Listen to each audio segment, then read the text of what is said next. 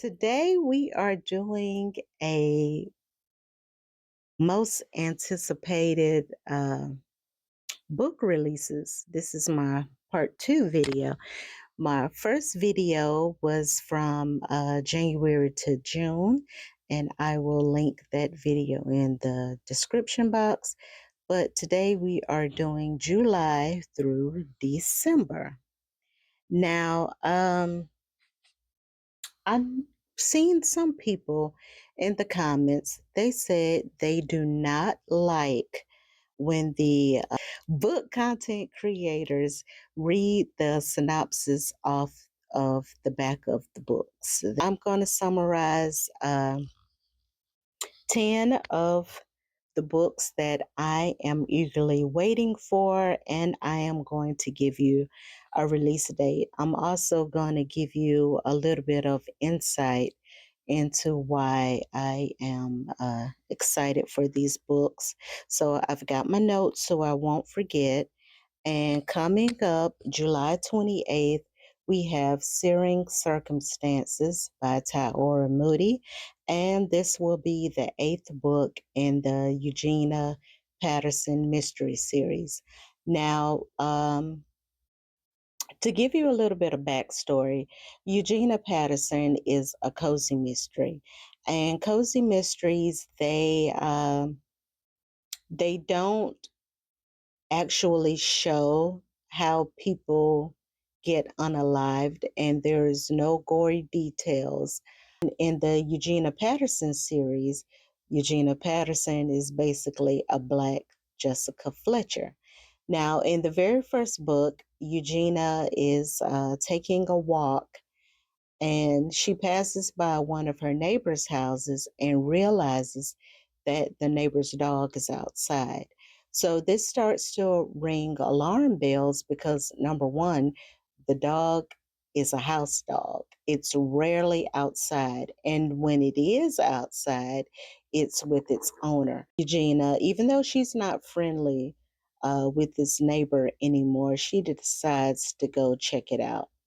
And just like Jessica Fletcher on Murder, She Wrote, uh, every time Eugenia is around, there's a body around. And so the people start to question her, like, why is it that you are always here when something happens? But like I said, we're on the eighth book, and I like this little series. It's very cute. So let me give you the summary. Eugenia Patterson is a widow and a retired teacher who resides in the Sugar Creek neighborhood of Charleston, South Carolina. In the newest book, City Councilman Terrence Dixon is found dead at his 4th of July party, sparking chaos in the small community. Eugenia and her current husband, Amos Jones, are drawn into the investigation, uncovering simmering resentments among Dixon's acquaintances. Okay, so this book was originally supposed to come out on June 30th. So when you watch my part one video, you will notice that for June, that was one of the books that I was anticipating, but the release got pushed back to July 28th. Now, like I said, I cannot wait because I have read books 1 through 7 already, and I love the series. Also, there are a couple of characters from the series who either have their own spin-off series now, or either they have little short stories or novellas that go along with this series. Okay, now next up, we have A Clash of Carnivores by Leslie Sambury, and this has a release date of August 4th. Now, this is the sequel to A Mastery of Monsters. And if you are a legend born or either a blood at the root or even just any type of fantasy lover, I think you will like mastery of monsters. In the first book, we met August Black, who joins a secret society of monsters to find her missing brother. She partners with Virgil, who is trying to keep his true nature intact, fearful that he may become a mindless beast that this type of secret society would put down. Now, in the upcoming sequel, August seeks revenge for her mother's murder while preparing for the Monsters Ball tournament. Her quest for vengeance strains her bond with Virgil and leads her to form a second bond with another wild monster. August fully believes that revenge will heal grief, but it may be the thing that breaks her. Now, I am going to be so honest with you. I loved the first book, but it will drag in some places. And if I'm not mistaken, the first book was over 600 pages and it had like 62 chapters, I believe. So, what happened is I checked the book out back in June and I got like 75%, through the book and realized the time was out. So I was going to go back and renew it right then, but there was like five other people in line behind me. So I said, well, I'll just let them go ahead and read it and I will come back. So yesterday, I got the notification that it was available again. So now I'm going to finish that and then wait for a Clash of Carnivores to be available. But like I said, if you are a fantasy lover, you're going to like this book. There are a lot of fight scenes, a lot of detail. The FMC is a black girl who is of Jamaican descent, but it's based in Canada. So, okay, also on August 4th, we have Ghost in the Night by Tiffany D. Jackson. I did read her middle grades book, Blood in the Water, and it was cute. It was really cute. I liked it. And so now I'm excited about her new book, Ghost in the Night. First off, the cover is so adorably cute. She looks like a little girl that you may have seen in middle school. I like her curls and her little glasses. Book is set in one of the most haunted cities in America, which is Savannah, Georgia. Um, and to be honest, that's all I needed to hear because I grew up an hour outside of Savannah and my husband is from Savannah. So, the main character, 12-year-old Harmony, arrives in Savannah with her father for a summer gig. Interested in ghosts, she investigates a potential ghost sighting from a tour photo that she took. Along with her new friends, Harmony's investigation uncovers a tangled web of ambition, lies, and murder. Now, I also think this would make a great book review for um, Blackoween, which is in October. And for those of you that don't know, Blackoween is basically when you read and appreciate books by Black authors that involve the spooky season. On August 18th is another novel about Savannah and its ghosts, and it is titled These Walls Remember by Dale Sandine. Sisters Mickey and Delilah inherit a house in Savannah, Georgia from a distant relative. The plan was to sell the home, split the profits, and go their separate ways. But then things start to happen strange visions, memory lapses, and echoes. The sisters believe the neighbors know more than they are letting on. Soon, Delilah becomes attached to the house and her personality begins to change, and Mickey must save her before it's too late. And this kind of reminds me of Vincent Tirado's book. Oh my goodness. We Came to Welcome You. And it was about this couple who moves into this subdivision. And the neighbors are like, well, you know, we have a HOA that you have not signed up for. And they come in as a couple who is skeptical of the neighborhood and the homeowners association, and they love their house, but then things start to happen, and one half of the couple begins to fall in love with the house and starts to act like the other people in the neighborhood, but the other half of the couple is having doubts. But everybody chalks it up to her having a mental illness because she had a nervous breakdown um, right before they moved in. And so then she starts to question herself like, maybe I'm just having a moment. Maybe this neighborhood is not as bad as it seems. So I won't give it away, but let's just say that was a roller coaster ride of a book. Okay, number 5 on September 1st, we have Kaylin Barron releasing Tell the Ghost I'm Gone. Now, Kaylin has quickly become one of my favorite new authors. I loved her series, the Poison Heart series. And if you haven't read that, please add it to your TBR.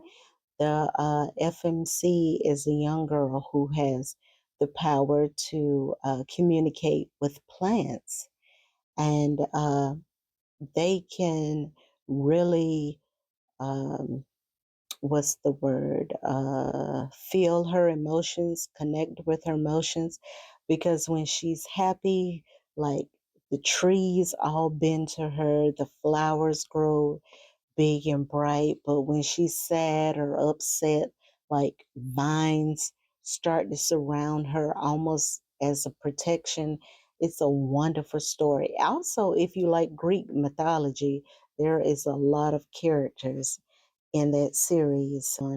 Maul, Red, Agnes, and Ozzy are 4 teens with supernatural gifts who offer paranormal investigative services.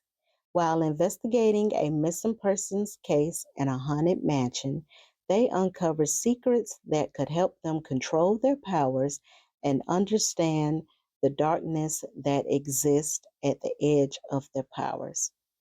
And I just realized I'm like 3 for 3 on haunted house books.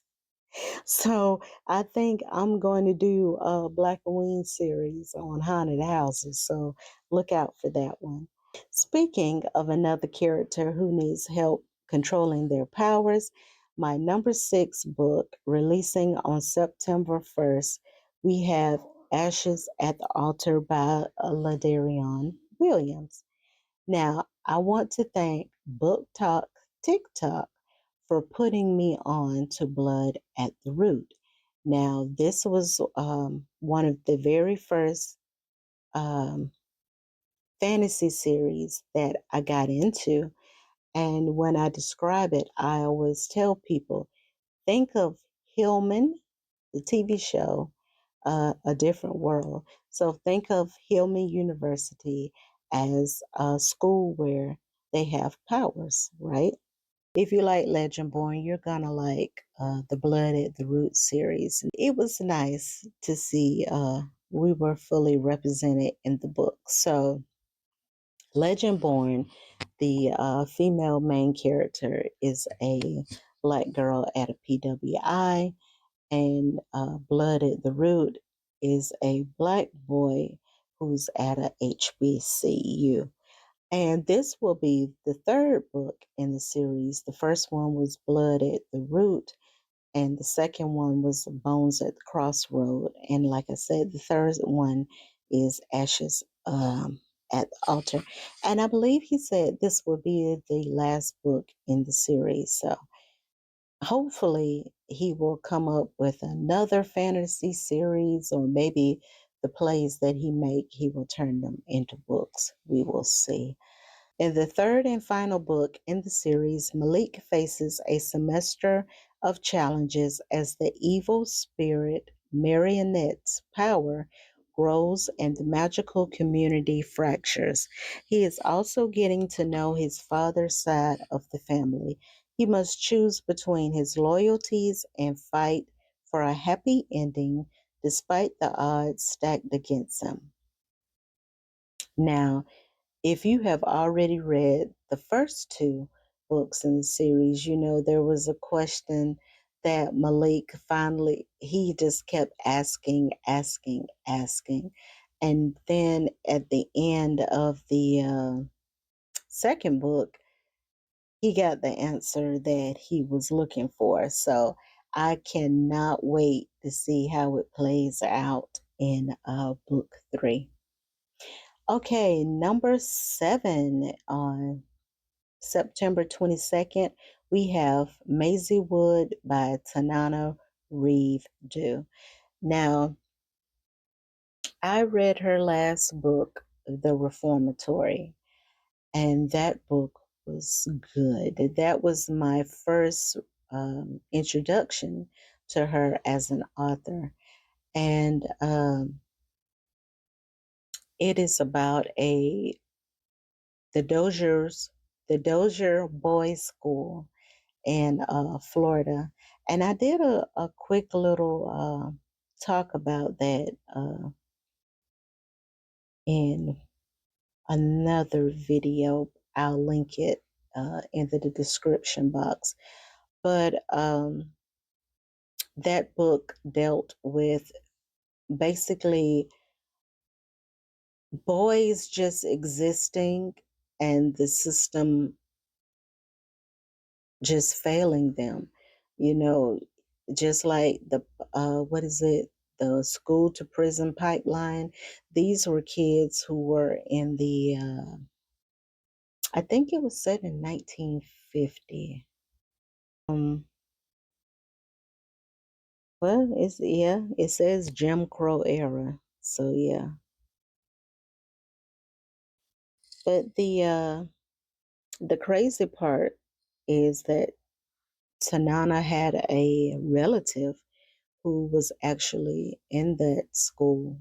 And so she kind of used his experience and, you know, talking to family members to you know, put that into the character. So in her new book, Mazywood, award-winning author Tanana Reeves Dew's new novel explores three generations, beginning with Maisel Washington, a young actress in the 1920s. Johnny, her grandson, discovers the secret she's kept hidden for years, bringing his family to Mazywood, Maisel's California mountain lodge for a quiet retreat. Johnny discovers that his grandmother had a dark wish to come true, a secret that has haunted her since she was a child. Now, 50 years after her death, Johnny has to confront his grandmother's consequences, all while protecting his family. So, yeah. Um, oh, that's what it was. It was part of my top books of 2024. The Reformatory was. So, like I said, that book was good. So I have high hopes for Maisie Wood. Number 8. So next up, October 1st, is The Ferryman's Daughter by Yasmin Ngo. I hope I pronounced that right. To go back to Blood at the Root, there is a character named Baron Samedi, and he is known as the Ferryman, and he is very prevalent in Haitian voodoo. So if you've read Blood at the Root, he is a character in that book. And so that's why I was interested in the Ferryman, because I said, wait a minute, the Ferryman, why does that sound familiar? And I was like, oh, the character from Blood at the Root, they call him the Ferryman. So the synopsis for that book is: the Ferryman is responsible for transporting souls to the afterlife. Sanai Kareem, a forensic science teacher, is haunted by her serial killer father's return when bodies with pennies on their eyes start to appear. As the killer taunts her, Sanai must rely on her expertise to uncover the truth, confronting her father's legacy and its impact on her. What? Now, if you read the synopsis on the book, it's a whole lot more interesting. Like I said, I'm just giving you the summary. Come October 1st, I am hoping that Hoopla or either Libby has this book available. Okay, and number 9, October 13th is the release date for S.A. Cosby's Truth to Power, a Luke Cage Marvel crime novel.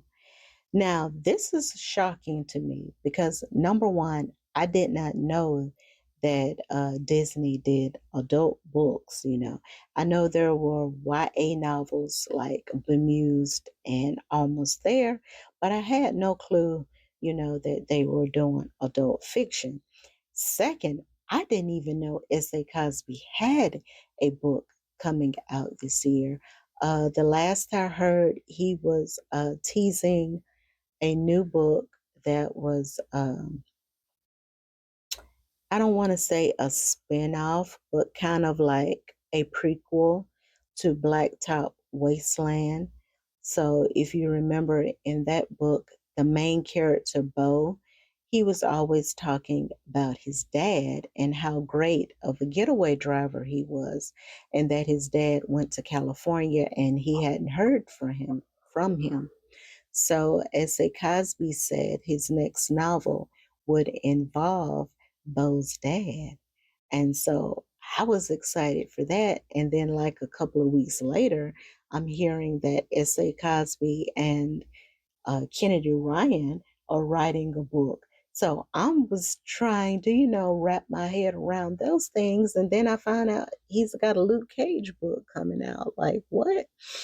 And even though I'm not a big Marvel fan, I did watch all of the Luke Cage series on Netflix, and I like Black Panther, and I was starting to get into Ghost Rider.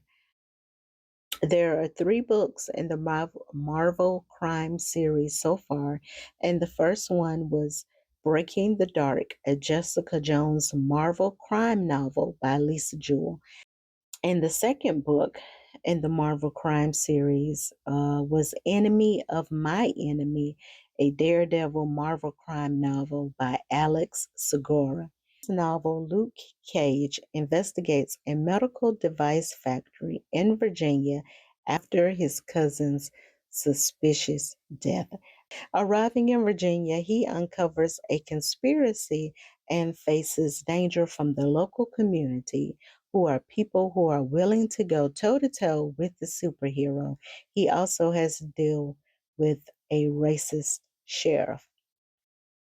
And I'm thinking, okay, you know, all of S.A. Cosby books are based in Virginia, and there's always some type of racist element to it because it's Virginia. So I can't wait to see how Luke Cage is going to go through Richmond and Newport News and tear everything up. So, yeah, put that on your guys' TBR. And finally, releasing on October 27th, is A Brewed Awakening by Tirado Moody, and this is the fifth book in the Joss Miller series. Now, remember earlier when I was talking about the Eugenia Patterson series? Well, Joss Miller is one of those characters from that book. Just like Eugenia, Joss has found herself becoming an amateur detective, wanting to find out who and what caused the death of her maternal grandfather. Joss starts a podcast. In doing so, not only does his case get solved, but Joss begins to get requests to take on other cold cases. In the latest installment, Joss Miller investigates the disappearance of a bride to be in Charleston's theater world. The fifth book in the Joss Miller series, and she's a podcaster and she does cold cases. And so, yeah, these are my top anticipated reads for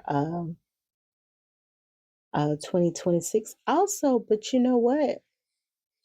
I have a bonus one.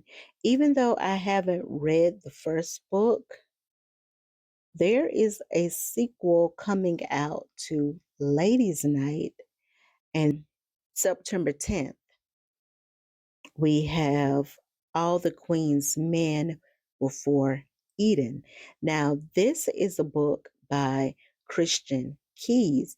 Now, if you watch his show, All the Queen's Men, this is basically where they got the screenplay from. So, in the first book, it's basically about Amp wanting to join his aunt's strip club to make some money. And now, in the second book, we are going to go back and show how Madam became known to the streets and how she started uh, Eden and how she met Blue. So that comes out September 10th. And like I said, I have to read the first one, but I'm also interested in reading uh, this book. All right, you guys. So that is all the books. Like I said, I will list them in the description below. I will also link my top books of 2024 so that you can see my mini review of the Reformatory. And I will also link part one of the anticipated books from January through June. I am working on my mid-year freakout, so please be on the lookout for that. And also, I did my June and July wrap up, so please take a look at that. If you guys enjoyed this video, please hit the like button. Please share it with another book lover. Please subscribe. And you can follow me on TikTok, Instagram, and the Storygraph at Robin's Reading Nest. And I will see you guys in the next video.